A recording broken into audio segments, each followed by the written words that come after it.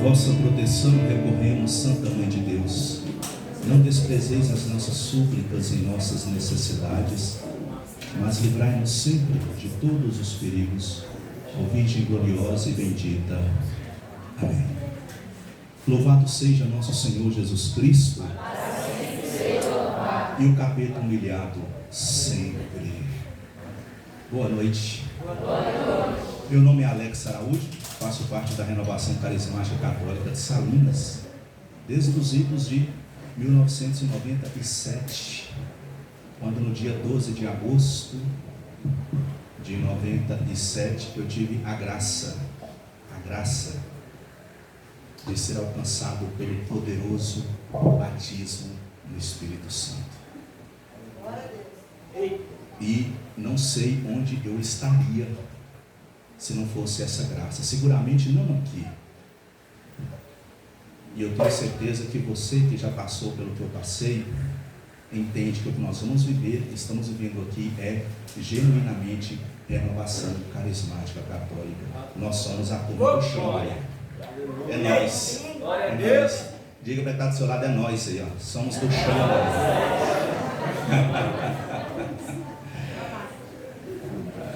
Quem está com a arma para ressuscitar, que se chama a Bíblia, pega por favor, Hebreus capítulo 12. Hebreus capítulo 12.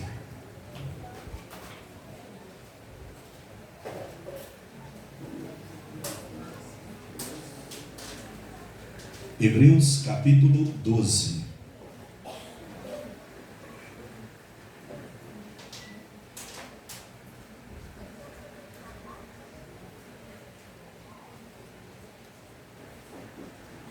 Quem encontrou diz aleluia. Aleluia. Quem não encontrou fala espera. Eita, vamos esperar. Tem de misericórdia, né? Não. Ei. Essa você tá melhor, tá não? Tá. É mais feio, tá melhor. Acharam Hebreus? Sim. Novo Testamento, bem no novo. Mateus, Marcos, Lucas, João, Atos, 1 e 2 Coríntios, Gálatas, Efésios, Filipenses, Colossenses, 1 e 2 Tessalonicenses, 1 e 2 Timóteo. Aí entram as epístolas, né? Começando com Hebreus. Hebreus capítulo 12. Quem achou, deixa essa página marcada. Põe uma caneta, um marca-texto, um clipe, alguma coisa. Marca isso aí. E retrocedamos para Mateus. Vamos começar com Mateus capítulo 4. Mateus capítulo 4. É uma alegria estar aqui. Eu me sinto em casa neste lugar. Deus fala comigo neste lugar. Quando eu quero fazer o meu retiro pessoal, eu venho aqui, fico aqui no sábado. Vou lá para a capela, me consumo lá, choro lá, louvo com os pássaros. Aprendo com a simplicidade e a humildade desses vocacionados. E um dia eu sempre perguntava, Senhor, o que tem ali? Fui na Canção Nova, na Aparecida, conheço outros lugares, o que tem ali? E vira e mexe, isso me atraía como imã. E aí um dia conversando com o Evane que hoje já é um consagrado da comunidade, glória a Deus, o Evane falava assim, Alex, estou fazendo caminho na comunidade, eu falei, Jean, eu vou ali direto. E ele falava assim, pois é, né, ali não tem nada e tem Deus. Eu falei, respondeu minha pergunta. O que eu venho caçar aqui? Aqui tem Deus. É pouco. Aqui tem Deus. Você sente isso ou não? Sim. Aqui é diferente. Então, vai passando 20, 30 dias, coração aberto, eu preciso voltar aqui. Aqui é meu oxigênio. Eu amo esse lugar definitivamente. Então, uma honra estar aqui. Mateus capítulo 4, versículo 12, leiamos. Quando, pois, Jesus ouviu, minha tradução Ave Maria, tá bom? Quando, pois, Jesus ouviu que João fora preso, retirou-se para a Galileia.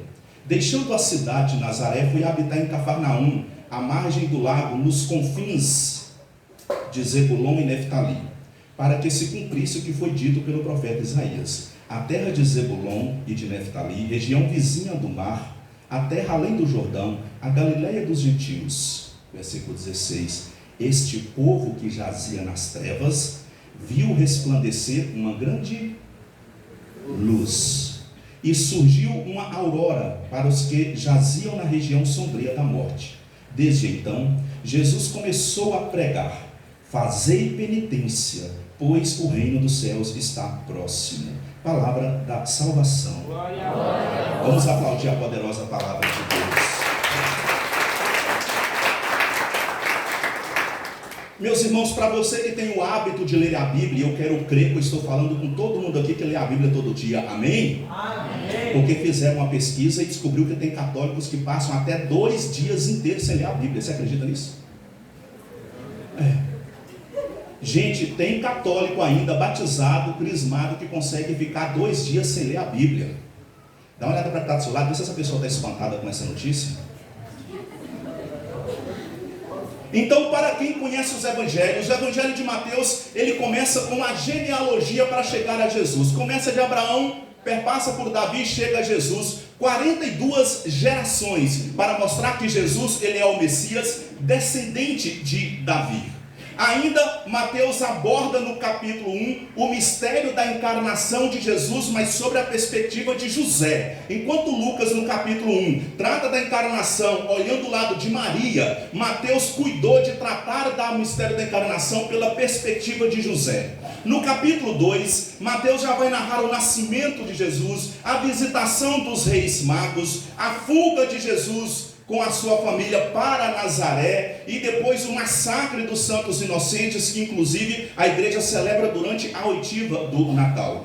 No capítulo 3, Mateus aborda a pregação profética de João Batista, e em seguida Jesus vai se batizar com João. Uma vez batizado, Mateus começa o capítulo 4 dizendo que Jesus foi conduzido pelo Espírito ao deserto para ali ser tentado. Ele não só foi tentado, como ele venceu a tentação e o demônio, e ele retorna. Quando ele retorna, entramos onde nós acabamos de ver. Ele tem notícia que João é preso, e ele então começa o seu ministério. Interessante saber, Jesus, enquanto esteve nessa terra, ele exerceu 2 ministérios. Quantos ministérios?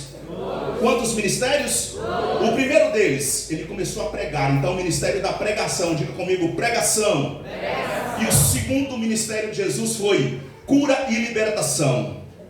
Cura e libertação. Mateus 4, versículo 23. Então, nesses 2 ministérios de Jesus, quando ele inicia o seu ministério, há então o cumprimento da profecia de Isaías, 700 anos antes de Jesus, lá no capítulo 9, versículo 1, no qual Mateus copia no versículo 16. Este povo que jazia nas trevas, viu resplandecer uma grande luz, e surgiu uma nova aurora para os que jaziam na região sombria da morte. Amados, aqui no mesmo versículo, 2 coisas, 2 realidades diferentes: luz e treva. E se você está familiarizado com a Bíblia, você vai perceber que existem sempre 2 paralelos, existem sempre 2 realidades, que apesar de coexistirem, elas não se coadunam. Por quê? Porque elas possuem natureza e finalidade diferentes. Elas não se misturam, ainda que elas coexistam. Exemplo prático: bem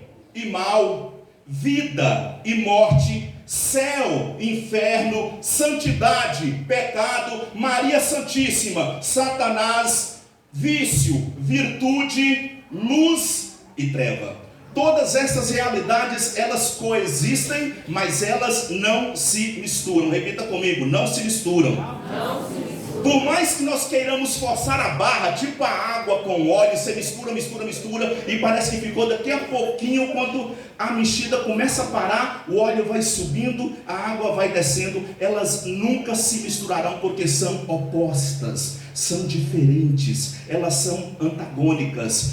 Bem é bem, mal é mal. Vida é vida, morte é morte. Luz é luz, trevas é trevas. Levando então essas verdades para o âmbito bíblico-teológico, além de uma distinção de natureza e de finalidade dessas 2 realidades, há um outro princípio eterno que nós não podemos ignorar, qual seja a prevalência de um sobre o outro. Essa prevalência não é circunstancial, não é em função de um momento, não é em função de um dado histórico. Essa prevalência, ela é eterna, por isso é um princípio eterno, para que você entenda: o bem sempre vencerá o mal.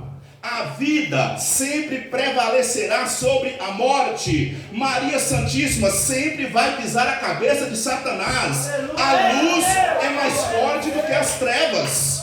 Veja para você entender. Você entendeu? Aplaudiu? Amém. Veja para você entender. Por mais escuro que seja um ambiente, por mais densa que seja a escuridão, toda escuridão pode ser vencida com a luz de um simples fósforo. É uma verdade absoluta.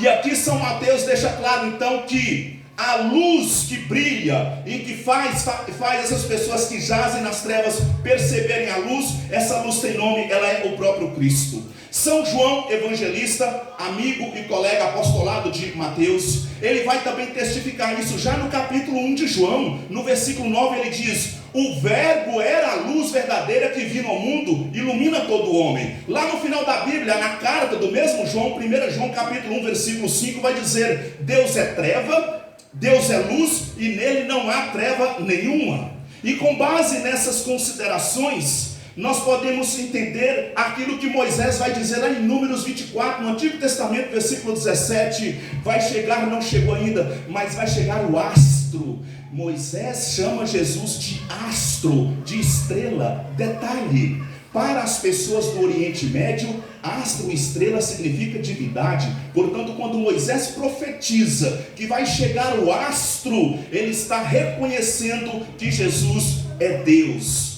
Portanto, meus amados, como que aqueles reis magos conseguiram achar Jesus na manjedoura? Seguindo seguindo uma luz, uma estrela. E ali, quando os reis viram que a estrela parou sobre a manjedoura, eles não tiveram dúvidas que estavam diante de um Deus. O profeta Isaías vai chamar Jesus, Isaías 42:6, de luz das nações. E no próprio capítulo 9, versículo 1 diz: para esse povo que jazia, quer dizer, que está morto nas trevas, brilhou uma grande luz, surgiu uma aurora para esse povo que estava morrendo. Para não deixar mais dúvida, o próprio Jesus no Evangelho de João, no capítulo 8, versículo 12, ele se define dizendo: eu sou a luz do mundo, aquele que me segue não anda nas trevas, mas terá a luz da vida. Mais adiante, Apocalipse 22, versículo 16, Jesus também vai dizer: eu sou a raiz e o descendente de Davi, eu sou a estrela radiosa da manhã. Portanto, não tem dúvida, essa luz se chama Jesus. Essa luz se chama Jesus. Eu não estou dizendo que Jesus tem luz, como muitas vezes as pessoas gostam desse termo, os espíritas gostam desse termo: fulano de tal é uma pessoa de luz, não é assim? Nossa, fulano de tal é uma pessoa de luz. Jesus não é que ele tem luz, Jesus, ele é a luz. E como a luz, ele tem autoridade natural para dissipar todas as trevas. Mais do que isso, ele tem autoridade divina para fazer despertar todo aquele que está nas trevas. Repita comigo: Jesus é a luz que dissipa toda a treva e que desperta quem jaz nas trevas. Ora, se a luz é Jesus, as trevas, que é o contrário de Jesus, antagônico, coexiste, mas não se mistura, as trevas então me remetem para uma outra realidade, ou um outro alguém. A treva então significa a vida longe de Deus. A treva significa o pecado, a treva significa a perdição eterna, a treva significa a morte, e a treva também nos remete ao príncipe das trevas. Eu estou falando que quando lembramos de trevas, ou quando nos referimos à treva, estamos falando de morte, pecado, inferno, Satanás. Quem está entendendo diz amém. Amém.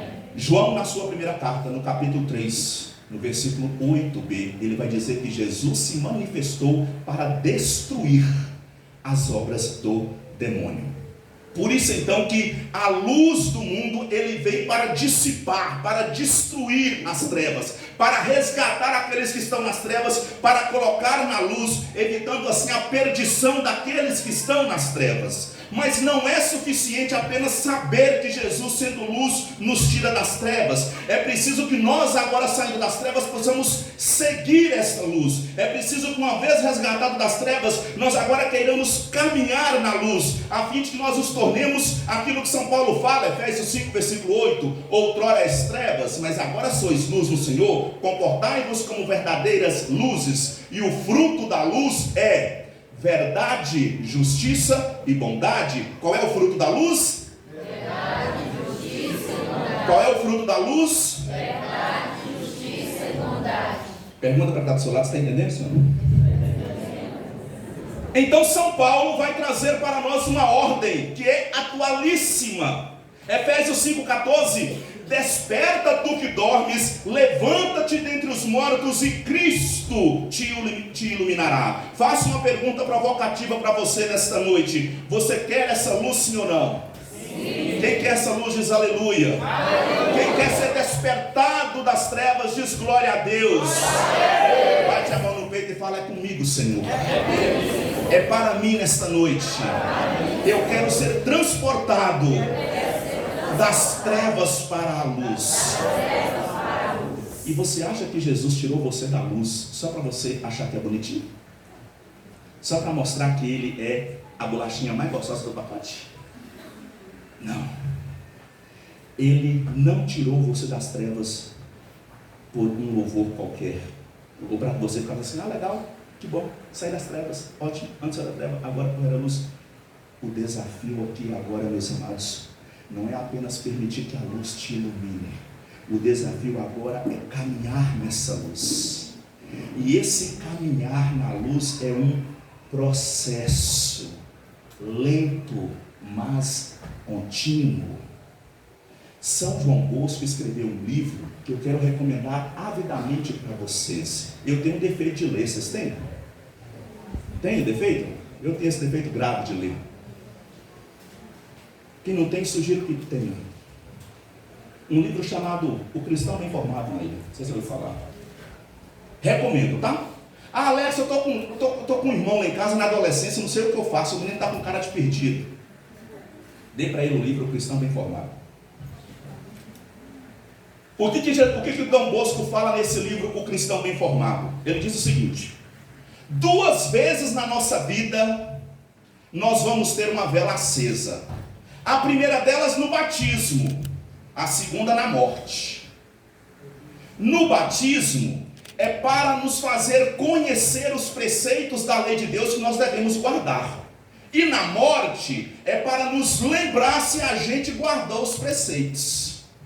Os santos então chamam esse caminhar na luz de via iluminativa. Diga comigo: via iluminativa.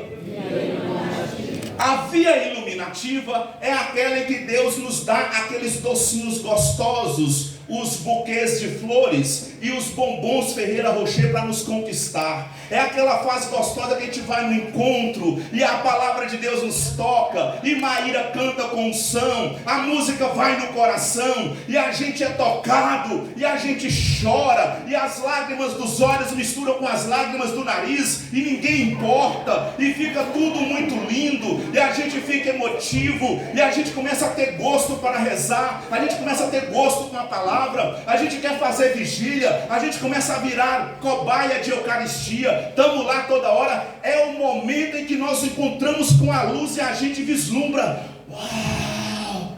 E naquele momento que nós chamamos de batismo no Espírito Santo, você se reconhece um pecador. Mais do que isso, naquele momento que você é batizado no Espírito Santo, você vê todas as suas misérias diante de você, você se torna o verme do cocô, do cavalo, do bandido, mas mesmo assim, você ainda se vê como uma pessoa mais amada, como se Jesus naquele dia estivesse olhando só para você, abraçando só você, declarando amor só para você. Você já viveu isso, sim ou não?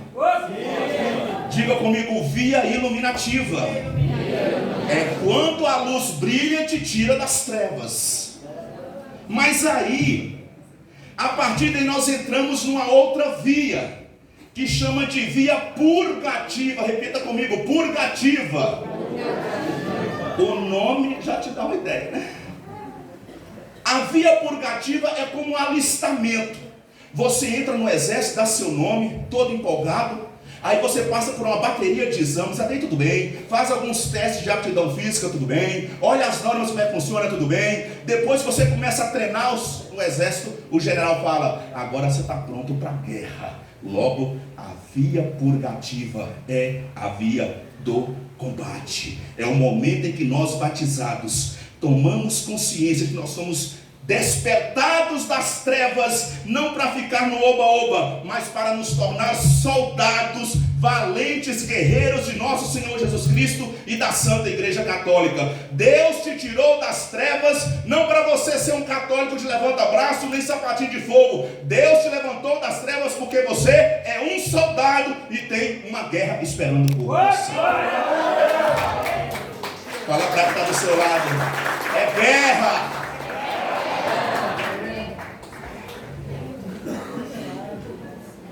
Você está entendendo o que esse bochechudo está falando, sim ou não? Sim.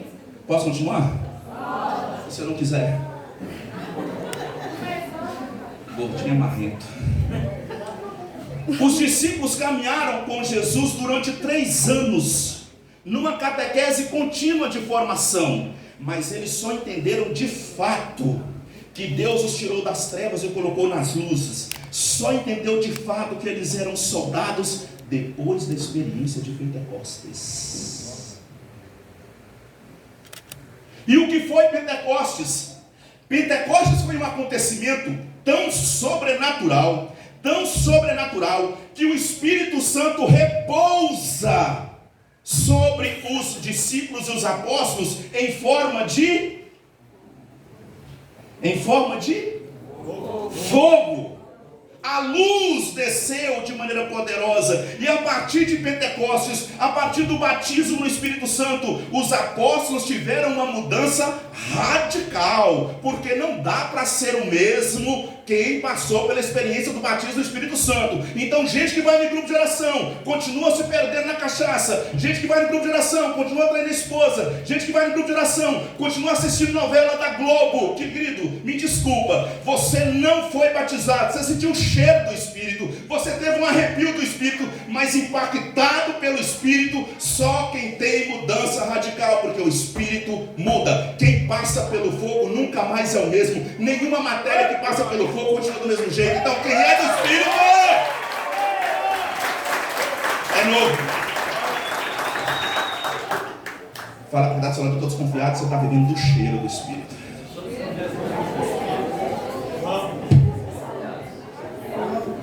Põe a mão nele. Fala assim, eu nem me queimei. Não tem fogo em você.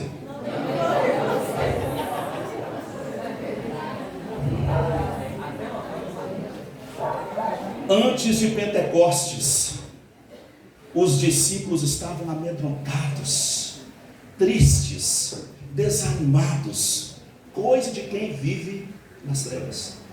Mas depois de Pentecostes, os discípulos agora sentem uma esperança. Eles são renovados na alegria, eles são impelidos a sair para anunciar Jesus, eles têm coragem e sabedoria que ultrapassa o conhecimento humano. Todos os que passaram pela experiência de Pentecostes despertaram uma vida nova, criaram senso de que não são nas trevas, mas que são da luz, e mais do que isso, se colocam na condição de soldados para viver a mais nobre e a mais linda batalha de todos os tempos. Que batalha é essa? Vivência e testemunho de santidade. Foi para isso que Deus chamou você aqui nesta noite. Você foi convocado para uma batalha. Qual batalha? Vivência e testemunho de santidade. São João Bosco vai dizer: o testemunho é o principal meio do apostolado. Repita comigo: o testemunho é o principal meio do apostolado. Então, depois de Pentecostes, o Espírito Santo prepara os homens para a santidade. Foi por isso que você passou pela experiência do batismo do Espírito Santo. Eu não sei se você está me entendendo, eu estou fazendo uma pregação para o segundo degrau, tá bom? Aqui não é seminário. Eu estou fazendo uma pregação nível 2. Deu para entender? Glória a Deus. Nível 2. É de quem já passou pelo batismo, que vamos fazer agora com o batismo. Por que eu passei pelo batismo? O que o batismo quer comigo? Agora que eu saí das trevas, o que é esse caminhar na luz? E eu digo, Deus fez você passar pela experiência do batismo do Espírito Santo para te deixar apto para a santidade. Não, você não entendeu, vou falar de novo. Querido, tudo aquilo que aconteceu naquele dia, você está lembrando o dia? Onde você estava? O evento que você participou? Tudo aquilo que Deus fez você passar era uma preparação, te deixando apto para você se tornar santo. Eita Deus!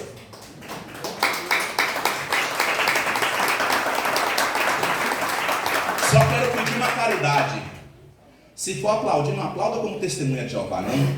Aplauda como batizado pelo fogo. Não precisa, mas se for, porque nós somos isso, nós somos carismáticos. Ou não somos? Nós somos do Xandra e Xandra, não somos? E os incomodados se convertam, né, João? Então Jesus garantiu que quando o Espírito Santo descesse sobre os apóstolos, antes de descer, ele falou: o Espírito Santo vos recordará de tudo que eu falei para vocês. Então quando Pentecostes desce sobre a cabeça, línguas repousaram sobre a cabeça de cada um deles, abre a inteligência, cai as escamas como caíram de São Paulo quando Nil pregou. Eles agora têm uma visão sobrenatural, eles agora se tornam homens espirituais. Parêntese, existem 3 tipos de homens: natural, carnal, espiritual. O natural é o homem que existe e não conhece a Deus.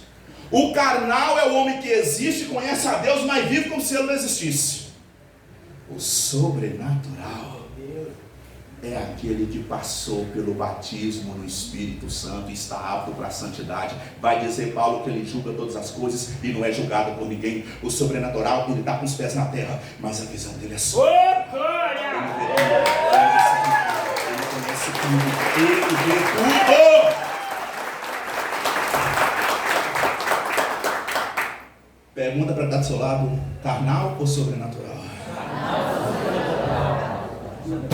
Então, quando o discípulo é tomado pelo poder do Espírito, a mente se abre. E quando abre, eles têm a visão, e imediatamente o Espírito Santo recorda. E a mente vai lá e se lembra das palavras que Jesus falou, que Deus falou no Antigo Testamento, lá no livro do Êxodo, capítulo 19, versículo 2: sede santo, porque eu, Senhor, sou santo. Eles agora se lembram o dia que eles estavam no Sermão da Montanha, no capítulo 5 de Mateus, no versículo 42, onde o versículo 48, e eles se recordam de Jesus falando: sede perfeito como vosso Pai Celeste é perfeito. Eles agora se lembram também daquilo que o Senhor falou, e João escreveu: em verdade vos digo, todo aquele que comete o pecado se torna escravo do pecado, mas se o Filho do homem vos libertar, vós sereis verdadeiramente livres. Uma vez que Jesus havia despertado dos discípulos das trevas da ignorância e conquistado a remissão dos pecados pela cruz, era chegado o momento agora de colocar os discípulos no segundo andar. E qual é o segundo andar? Repita comigo: santidade. Santidade. Santidade. Bate a mão no peito e fala: Senhor, eu estou entendendo. O Senhor me tirou das trevas, me remiu dos pecados, e pelo Espírito Santo me coloca agora num segundo patamar, no patamar da santidade.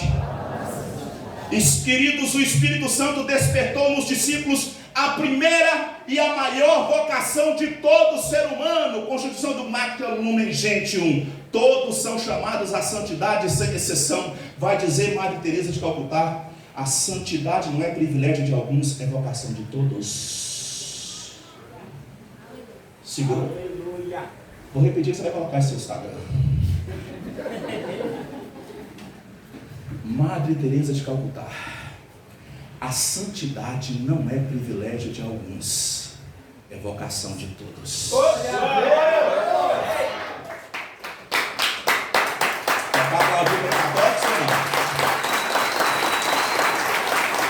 Então, eu o que você faz, mas o que você faz é importante para o mundo. Eu advogo, não sei se é professora, meu amigo Evânia é professor, sua esposa é pedagoga, Maíra é cantora. Eu não sei o que você faz é importante, mas antes disso, Deus só te colocou aonde você colocou para que você seja.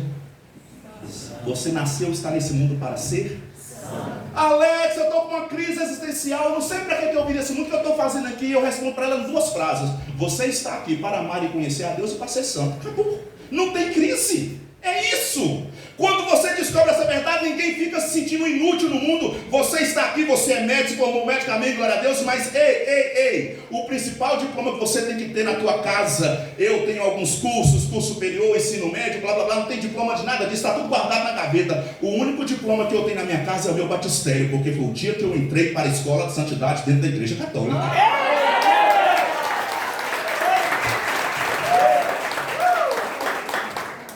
Agora eu vou na canela. Onde é que está seu batistério, Beto? Vou complicar. Que dia que você foi batizado? Pentecostes desceu e abriu a cabeça, mas fez outra coisa.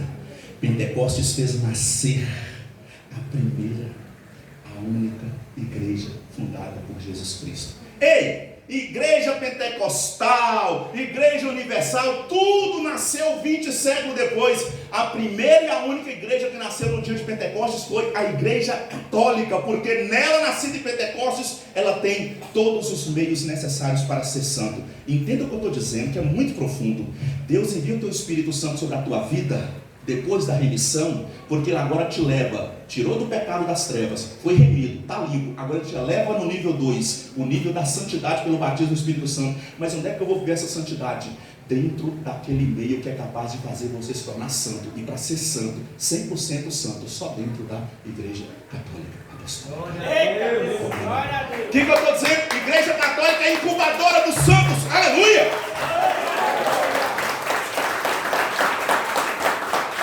Pentecostes devolveu para as pessoas a oportunidade de voltar a ser o novo Adão no jardim do Éden antes da decadência. E os efeitos de Pentecostes na vida daqueles discípulos, meu Deus, que coisa maravilhosa. Aqueles discípulos antes, então, eles eram egoístas e vaidosos. Depois de Pentecostes, eles se tornam humildes. Aqueles discípulos antes de Pentecostes eram covardes. Agora, depois de Pentecostes, se tornam corajosos. Eles eram birrentos, disputavam uns com os outros. Agora eles se tornam colaboradores e servidores. Eles eram incrédulos antes de Pentecostes. Depois de Pentecostes, eles se tornam fervorosos no Espírito. Eles eram interesseiros e mesquinhos. Depois de Pentecostes, eles se tornam prestativos. O que houve com esse povo? Esse povo passou pela bendita experiência do batismo no Espírito Santo, despertaram para a vida nova, entraram na escola de santidade e agora querem viver como soldados de Cristo, convocados para a batalha. Quem está entendendo disso? Amém?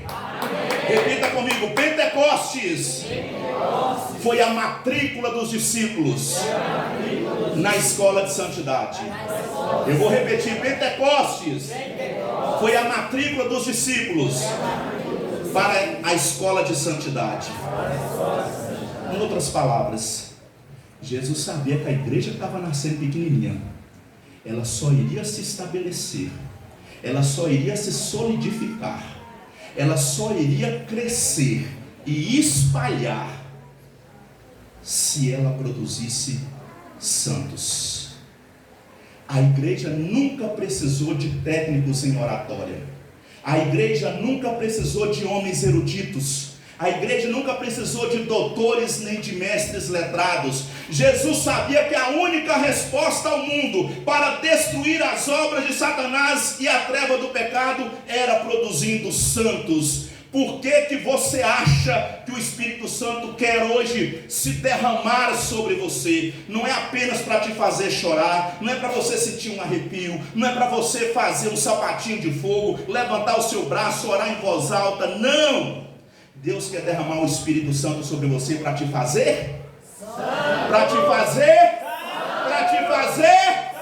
Quem entendeu? Dá um glória a Deus aí, igreja! A missão do Espírito Santo é essa, não é?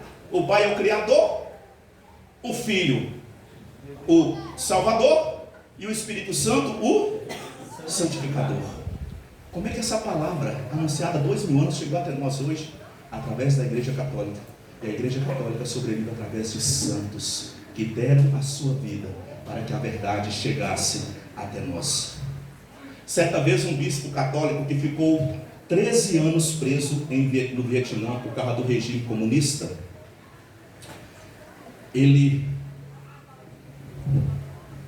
disse assim: algumas pessoas falam que o mundo hoje passa uma crise de autoridade ou uma crise de fé, mas para mim nós estamos vivendo uma crise de santidade. Estamos vivendo uma crise de santidade.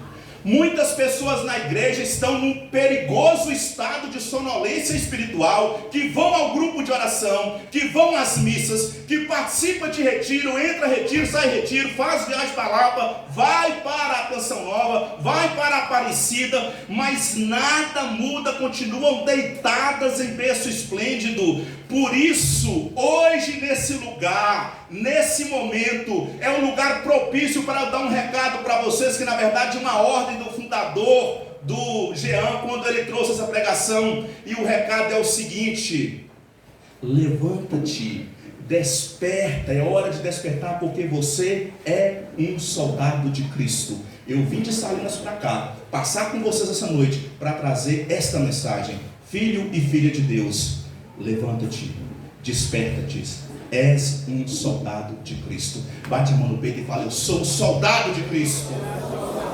Profetiza na vida do seu amado: você é um soldado de Cristo, querido. Então abra essa palavra providencial, Hebreus 12, que você abriu para mim agora há pouco. Hebreus 12, deixou marcado, Hebreus 12, caminhando para o final.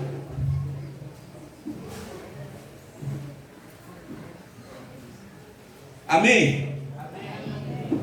Hebreus 12, 1. Olha o que a palavra vai dizer: desse modo, cercados como estamos de uma tal nuvem de testemunha. Tem testemunha aqui, sim ou não? Sim. Tem muita gente aqui ouvindo você, sim ou não? Sim. Desse modo, cercado como estamos de uma tal nuvem de testemunhas, desvencilhemos-nos das cadeias do pecado, corramos com perseverança ao combate proposto, com um olhar fixo no autor e consumador da nossa fé, Jesus. Palavra do Senhor. Veja, meus queridos, que para que nós tomemos posse da libertação das cadeias do pecado conseguidas na cruz, nós precisamos despertar, levantar, desvencilhar das cadeias do pecado. E uma vez que nós nos levantamos, é para fazer o quê? É para que nós possamos correr com perseverança, com determinação, com aquilo que Santa Teresinha do Menino Jesus diz, com uma determinada determinação, sem parar, para o combate, como Davi fez com Golias, e Nil pregava isso para nós. Deus te elegeu soldado para um combate. E que combate é esse? Diga comigo: combate da santidade. Está entendendo, sim ou não? Sim. Eu sei que o momento que nós estamos passando, está muita gente insegura com o futuro. A gasolina de ontem para hoje aumentou 80 centavos. Estamos apreensivos. Estamos com medo de que o comunismo de fato se instale no Brasil, e se instalando que ele fique de vez. Estamos vendo as ideologias sendo implantadas, violentando a mente das nossas crianças cada vez mais. Está acontecendo isso, sim ou não? Sim. Estamos inseguros, temerosos, sim ou não? Sim. Sim. A pergunta é: qual é a resposta de Deus para tudo isso? Qual é a ação de Deus para tudo isso? Aí nós não vamos longe. Só olhar a história. Quando o comunismo estava começando e se alastrando, o que Deus fez? Levantou Papa Pio IX, Papa Leão XIII, Papa Pio X, Papa Pio XI, Papa Pio XII, Papa João Paulo II, Papa Bento XVI. Tá bom ou tá ruim? Ah, mas Alex, é só Papa. Em Fátima levantou Francisco, Jacinta e Lúcia. Em São Sebastião de Garabandal levantou Conchita. Lá na Índia levantou Madre Teresa de Calcutá. Na Itália levantou Padre Pio. No Brasil levantou Santa Dulce dos Pobres, Irmã Adélia em Simbres. na França e depois em Auschwitz, levantou São Maximiliano Maria Kolbe para nos mostrar o seguinte: toda vez que na batalha a gente está com a impressão que o inferno está vencendo, Deus levanta santos. Os santos são as respostas para o mundo.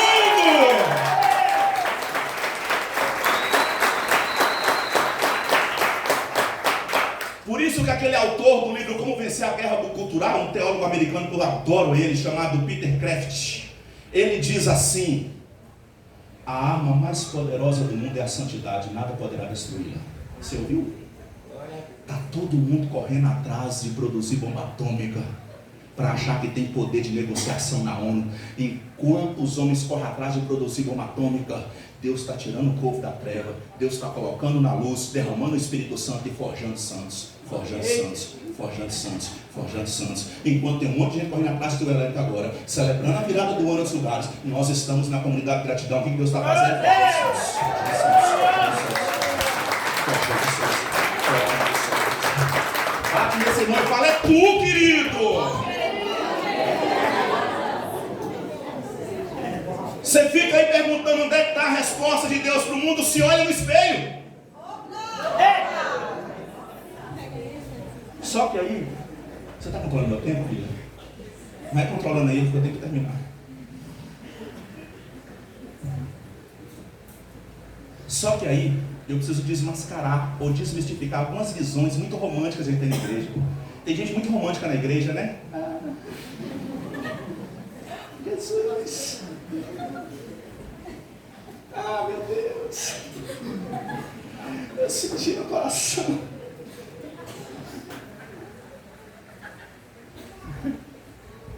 Vou desmistificar. Desculpa se eu te acordar do seu romantismo. É bom. Nada contra o romantismo. Adoro Roberto Carlos. É sério. Tem que ir no show dele também. Infelizmente, muitas pessoas têm uma visão distorcida dos santos, pensando que eles são pessoas religiosas bonzinhas. Os santos não são bonzinhos, os santos são guerreiros. Aleluia. Vou repetir: santos não são religiosos bonzinhos, santos são guerreiros. E por que eles são guerreiros? Porque eles incomodam os outros. Onde eles passam, eles incomodam. O santo que não incomoda, ele não é santo. O santo que não caminha em tromba com capeta direto vai dizer: São João Maria Vianney, cuidado. Porque se na sua caminhada de fé você não estiver trombando de frente com capeta, é porque você está andando do lado dele. Então os santos são violentos, são guerreiros. Os santos não são bonzinhos coisíssima nenhuma. Os santos, eles vieram para incomodar. Olha Jesus aqui, essa imagem é sempre forte. Você acha que Jesus foi para a cruz porque ele é bonzinho?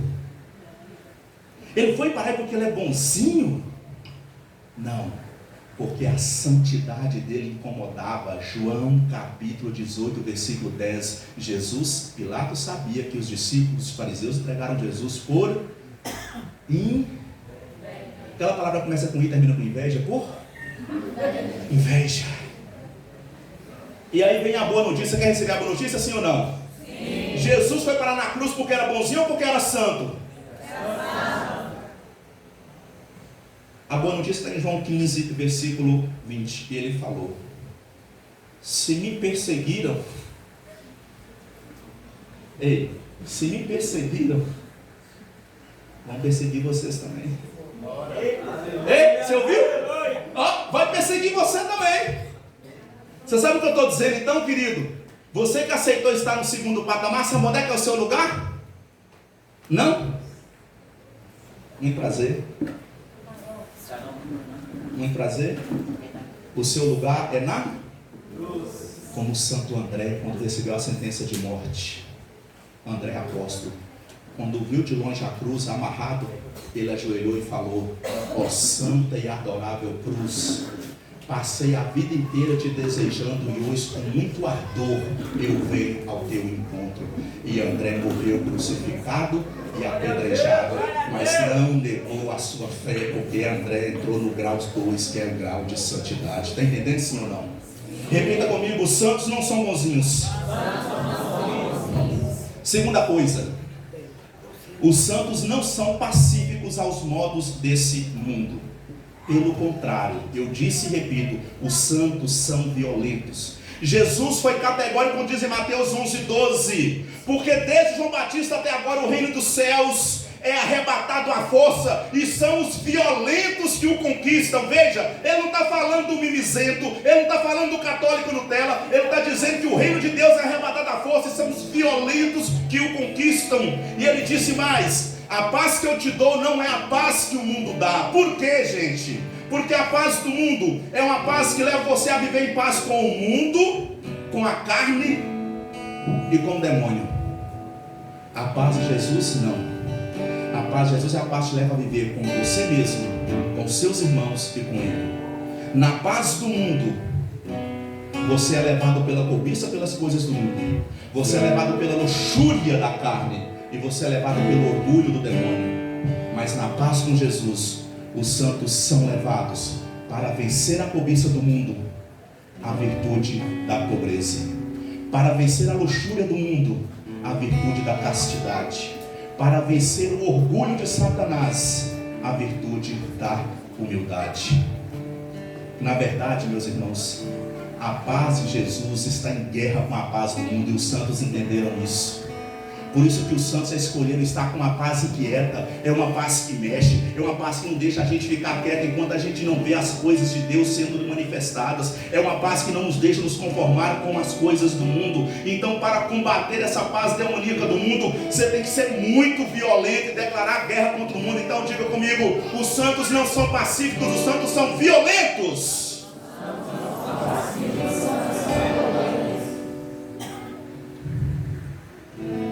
Por fim, uma terceira ideia para desmistificar a vida dos santos.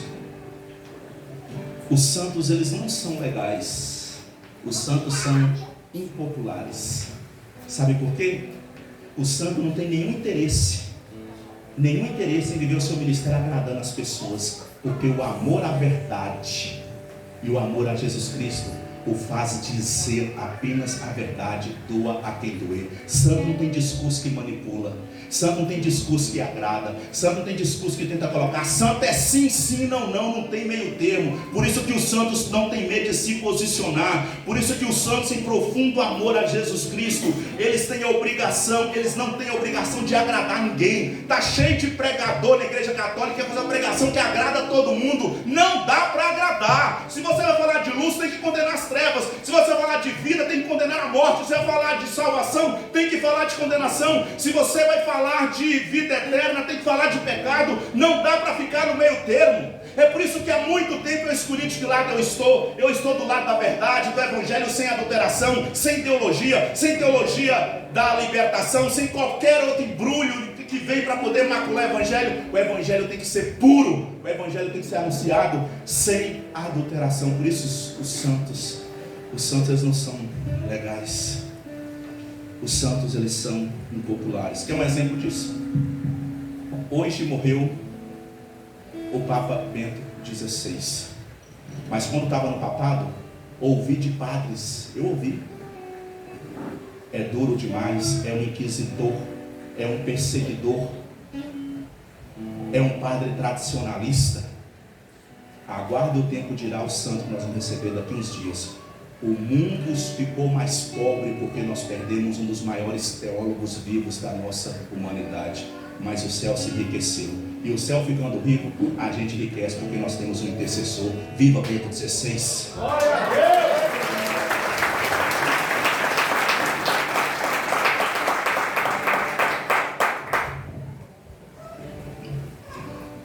Para concluir, eu queria que você fosse muito sincero.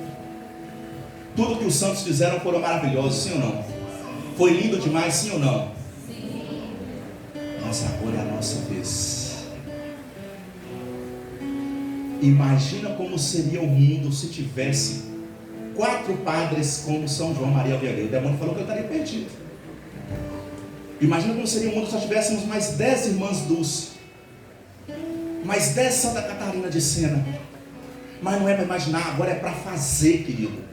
Deus quer agora que você assuma a vez daqueles que já assumiram. É a nossa vez. A resposta para o mundo de hoje está bem aqui diante dos meus olhos. O que eu estou vendo aqui? Eu estou vendo homens e mulheres que saíram das suas casas, que tiveram muitas outras oportunidades, mas escolheram a melhor parte. Vieram para o fogão, que Maíra disse que é um fogão, porque todo mundo que está nesse fogão será transformado pelo Espírito Santo, será forjado pelo Espírito Santo, e nós vamos ser enviados para o mundo, porque nós somos soldados na santidade para testemunhar Jesus Cristo.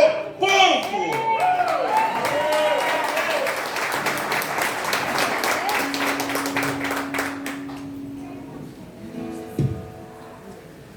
Você entendeu essa mensagem, sim ou não?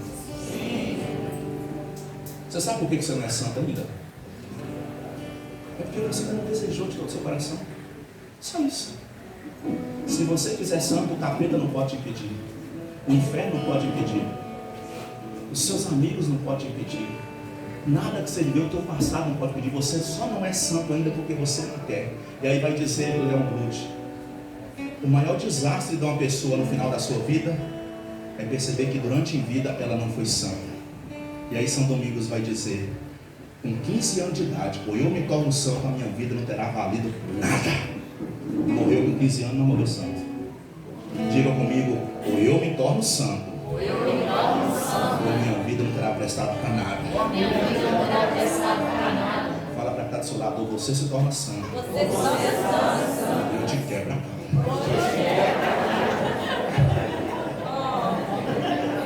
Se os bons combates eu não combater, minha vida não conquista.